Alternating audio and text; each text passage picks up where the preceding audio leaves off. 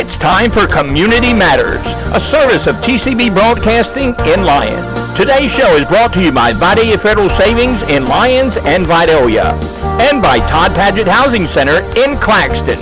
Now, let's find out what's going on in our community with your host, Tony Doc Warlaw. Good morning, good morning, good morning. Welcome to this edition of Community Matters. I'm your host, the Doc. And it's a beautiful day here in our beautiful community. And we're back in the studio. I know you missed me on last week. I missed you.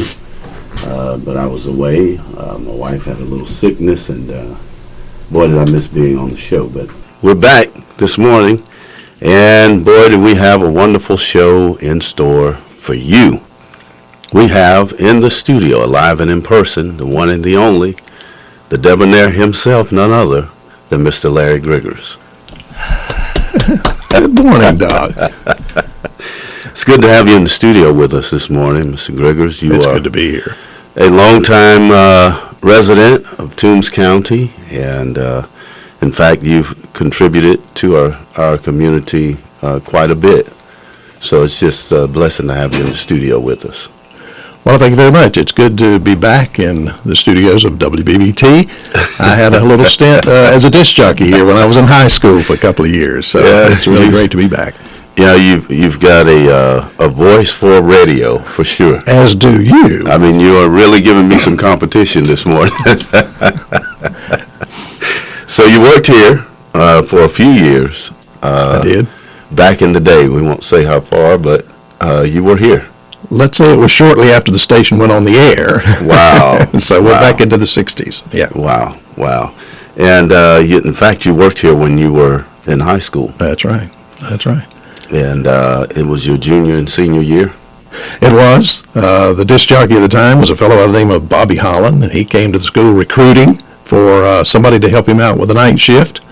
And the principal of the school, I had made a few announcements on the PA system, and he said, "This is your guy." So I got to spin some disc back in my day. Look at there. I'm grabbing a few pointers from you as you speak. So you were also, I want to kind of give people some of your background. You were born and raised here, so you're very familiar with the city of Lyons. That's right. And recently you even contributed by being one of our councilmen. I did. I left with work. I went to the Atlanta area working for the Georgia Department of Revenue. But when I retired, this is where I wanted to come, back to Lyons. And of course, I wanted to give back to the community. Ran for city council, Ward 1, and served from I think 2017 to 2021. Enjoyed it very much. Had a lot of input into the sewage system that we had to replace, and that was the biggest project that came across the desk whenever I was on council. But it was a great experience. So when you were away, can you just tell our listeners what were you doing when you left Lyons? Where did you go, and what were you doing? Well, I went to work for, like I said, the Georgia Department of Revenue. I was the I was the administrator or director of one of the most notorious type of taxes that we have that everybody really loves, property tax. Wow. I was the director of the property tax division for the Georgia Department of Revenue. Okay. And helped all the tax commissioners collect taxes, and the tax assessors and appraisers appraise the taxes. Real popular job. As a matter of fact, when I left the state, I even started a company that did revaluations for entire counties. The nearest one to us that my company did was Lawrence County, where company would go in and do all of the properties there. But after I hung up my boots, so to speak, this was home. I wanted to come back here, and there was a trend in the nation of people wanting to return to their roots, and even the young people wanting to leave the big cities, lost some of their lure. Lyons is a wonderful town to live in.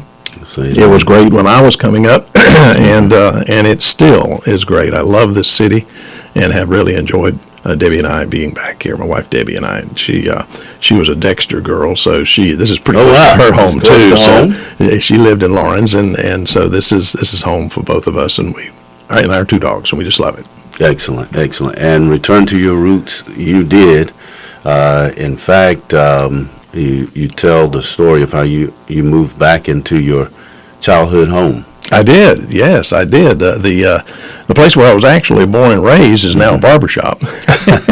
Sir Richard had it for a while. I'm not sure of the company that does it now. It's over there close to the Baptist Church. It was moved from where I lived on South Victory Drive. And when I was 11, I moved into the home in Salem Subdivision behind the old elementary school, and that's where I continue to live to this day. We've remodeled the house and brought it up to today's standards. But it's a great home. It's one of the only homes in this city that has all brick walls, inside and out. It's an amazingly sturdy home that the Salem brothers built. Excellent. One of the things that I admire about you, Mr. Griggers, and you may not be aware of this, but when you came back home, you did not just retire. You've been active. Quite busy. Very busy. And I know Miss Griggers, Miss Debbie, she tags along with you a lot, or just as busy as you are, and you're all over the place. Well, we've even been able to. We got real involved with the Lions Club, the Lions of Lions, and we even roped you into that. So you're a member of that club, and we really enjoyed your membership in there. I'm past president of the club, and I'm currently the second vice district governor for District 18N, and so we're traveling all over trying to spread service throughout this southeast Georgia. That's excellent. Well, I have to thank our general manager, Miss Robin Crabb, for bringing me into the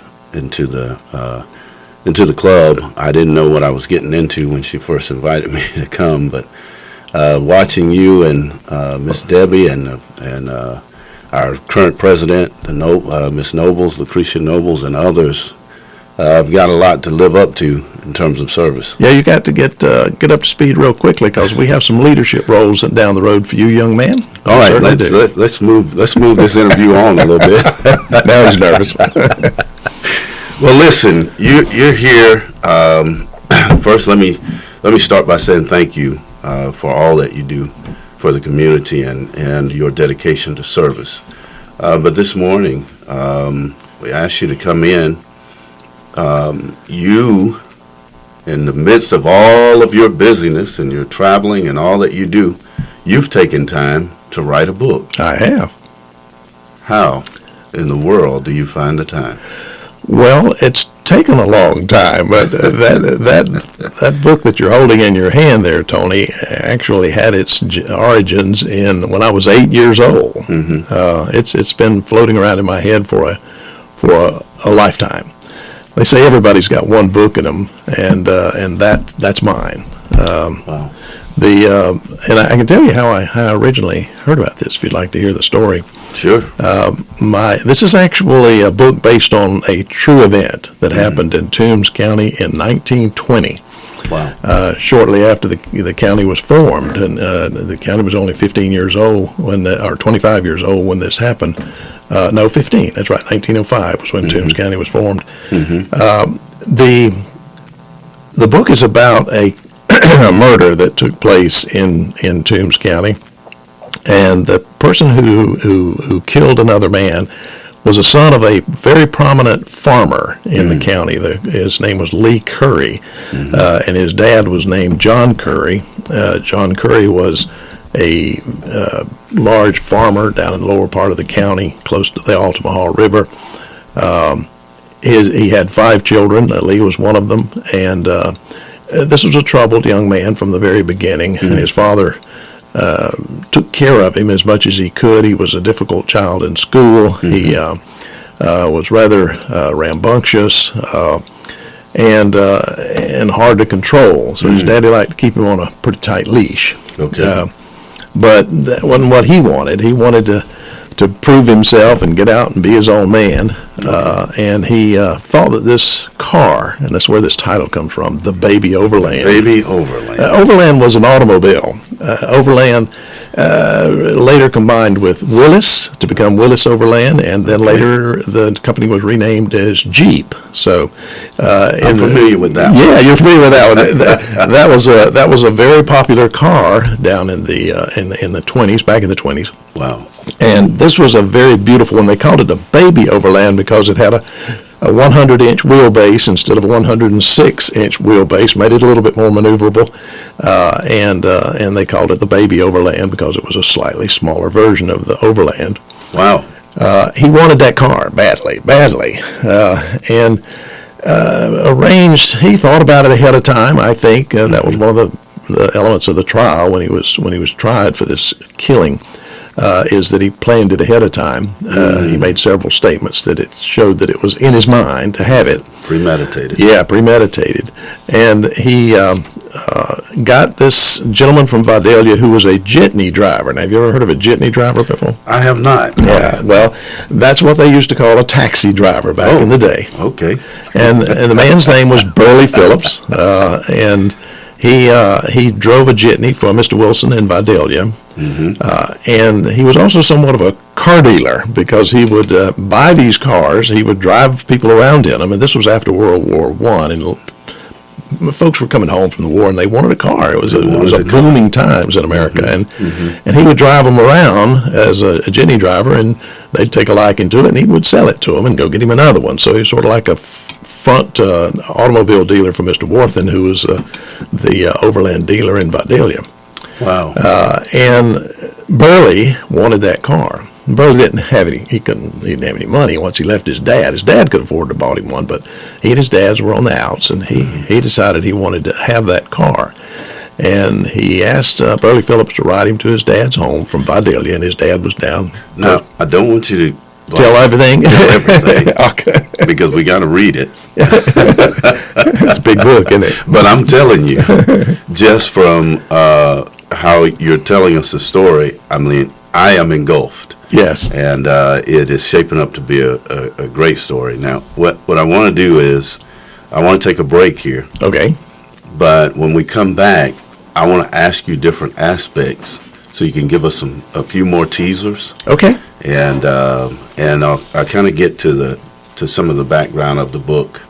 And I'm telling you, ladies and gentlemen, if you can't hear it already from what we've already gotten in terms of the overview from Mr. Griggers, this book is amazing, and I look forward to reading it myself.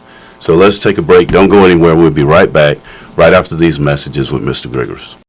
Smarter, not harder. Here at Vidalia Federal, we are all about that phrase as we strive to make your life easier. No more drowning in paperwork or being interrogated over the idea of buying a house. Getting a home loan should be an enjoyable, simple process, not a daunting task. This is Julia McKenzie with Vidalia Federal Savings Bank, and I am here to make the mortgage process easy and simple. Come see me at the Vidalia branch on Jackson Street to talk about your next home purchase or refinance. I look forward to serving you. Member FDIC, Equal Housing Lender. Ho, ho, ho! Merry Christmas. This is Anthony J. with Todd Padgett Housing Center. And no, I'm not Santa, but we sure are slaying the competition over here in Claxton, Georgia. We build our manufactured homes more energy efficient, better built, and have the best setup than anyone else. Whether you've been naughty or nice, come by and we'll be glad to show you the Todd Padgett Housing Center difference. Jiggle us at 912-732-1466 or stop your sleigh at 5260 Highway 280 West in Claxton, Georgia. Todd Padgett Housing Center. All of your housing solutions under one roof.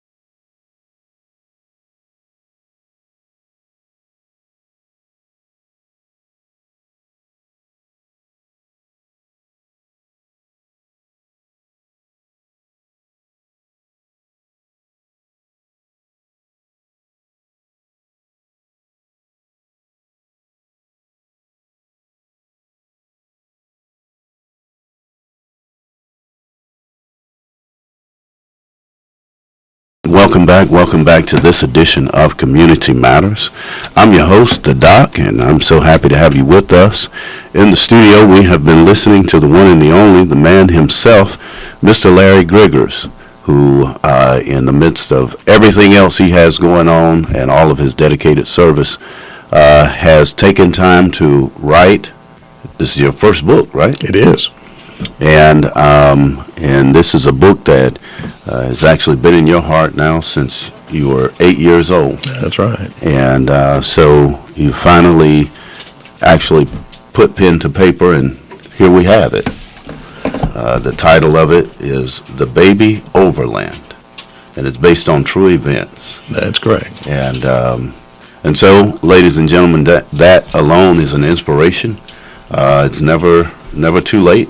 Just take the time, and that one book that you talked about, Mr. Griggers, go ahead and get it out of you. You're really preaching to me this morning. I just want you to know that. It's an inspiration, and maybe I should get to work on my book. There you go. Everybody's got that book in them.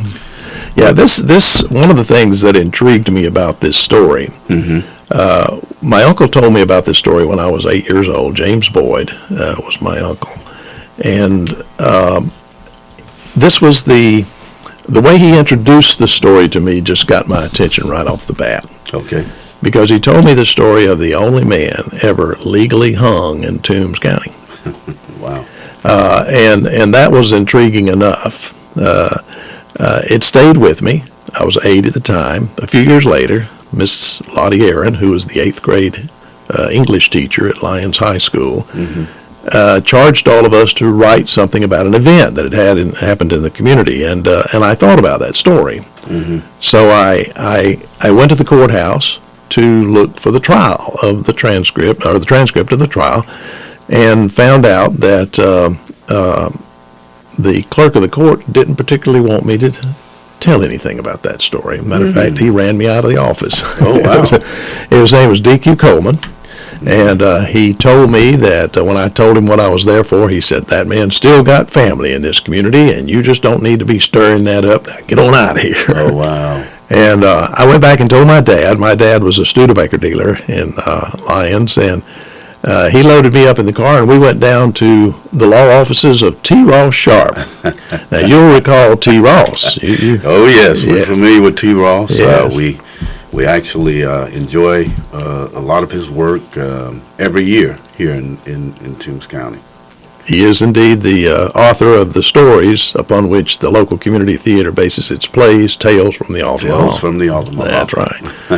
I was getting nervous because now these adults were getting involved. I'm a little young teenager. You've stirred up the pot. And when we walked into his office, and he's such an impressive man, T. Ross was, and suspenders and a bow tie, and I remember going in there and sitting down and him looking over there at me and says, young man, tell me what your problem is. And I told him that I wanted to write this story, and Mr. Coleman wouldn't let me see the records. And he just lit up like a light bulb, put his thumbs in his suspenders and says, well, I happen to know a little bit about that as I represented Mr. Curry at trial.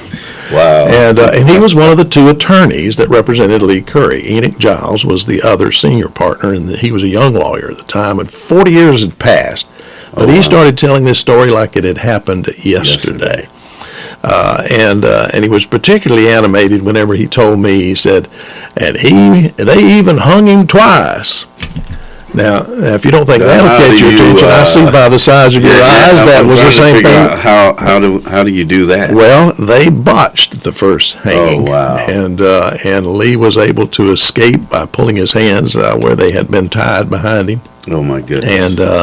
And he rescued himself. And I can see T. Ross today like it was, yes, I can see it like it was today. He was just animated. I told them that God Almighty himself didn't want them to kill this innocent man. And all of this is in the book? Oh, yes. And the thing is, Tony, they tried Lee Curry 5 times. That's a record. And it was very clear from the onset that Lee was not in his right mind. He had some mental problems, and T. Ross and Enoch Giles did not want to him to hang for something that he had done and he wasn't responsible for because of his mental state. But back in 1920, it was an eye for an eye and a tooth for a tooth, and those 12 men, or those 5, and now 60 men, all of them, well, one of them in the mistrial, there was one man that did not, there was one of the 5 was a mistrial. Okay. He did it, he should hang for it. But it was compelling because that was the first time they had tried anyone for with a defense of not guilty by reason of insanity. And we have law students to this day that come to Lyons to study this case because of some of the precedent-breaking research and defense methods that were used by the law firm of Giles and Sharp. So it's a fascinating story. Outstanding. And on top of that, I mean, the history that you're giving is enough to really bring you into the story. I mean, just sitting here listening to you, I've learned what a jitney is. Yep. Taxi driver. Well, this has a lot of mystery and intrigue. There was the Burley family didn't particularly take to their brother, Thomas Burley didn't particularly take to his brother, Thomas Phillips didn't take too kindly to Burley Phillips being killed, but there were some elements to this that really infuriated the community. Lee buried him while he was still alive. After he shot him, it didn't kill him, although he was shot in the same way Abraham Lincoln was, and from a bullet to the back of the head. But there was evidence that he was not dead whenever Lee buried him on his father's property. Oh, wow. So there was a heinous nature to it that inflamed the community, and they formed a lynch mob in Vidalia. You know, I said a while ago that he was the only man ever legally hung in Toombs County. There were a lot of people illegally lynched, and they were going to make him the next one. And a group started coming from Vidalia to hang him. And Sheriff McLeod rushed him out of town in an unmarked car. They took him to the Ohoopee train station. There was a nice train station in Ohoopee at the time, and put him on the train to go to Savannah. And that's where he stayed for the duration of the 5 trials. The last one they moved him to Augusta, but he stayed there for the most of the time because it wasn't safe to have him in Toombs County. Wow. Ladies and gentlemen, the name of the book is The Baby Overland, and the author is the Mr. Larry Griggers. You can tell that it is a great story, and it is one that we all should read. Now, where can we get the book? Currently, if you want a paperback or a Kindle edition, it's on Amazon. And if you want the hardcover, which you're holding, it is on Barnes & Noble. Okay. And I will have a book signing on February the 19th. Okay. Which is the 103rd anniversary of when the shooting occurred. Oh, wow. And that will be from 2 to 4 at 9 Columns here in Lyons. 9 Columns is a bed and breakfast now, but owned by Victor Wolfe, but it's significant in that it was the home of George Langford. George Langford was the prosecuting attorney on the other side, so we're going to be in that, and he was living at the home at the time of the trial. So there's a connection there that I think is just it's fortuitous that it's a bed and breakfast that we can use it for this purpose. But so that's I'm looking forward to that. That's on February the 19th. February the 19th. From 2 p.m. 2 to 4. Till 4 p.m. Yes. At 9 Columns Bed and Breakfast. That's it. And do you have the address for 9 Columns? It's on Northwest Broad Street, just west of downtown. As you'll see the 9 Columns there before you get to the courthouse on the right. And so there, ladies and gentlemen, you can meet the illustrious author, and you will actually sign our copies of the book.